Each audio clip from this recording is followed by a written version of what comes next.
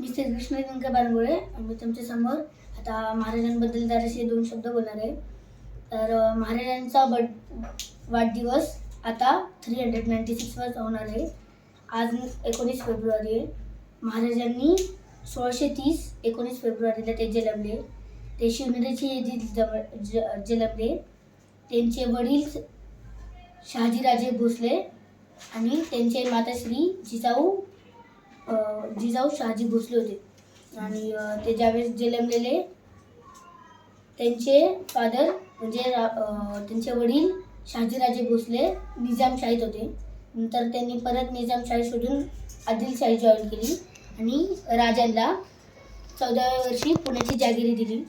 आणि महाराजांनी 15व्या वर्षी त्यांच्या जराशा मित्रांसोबत रायरेश्वरावर एक शपथ घेतली स्वराज्य स्थापना करायची.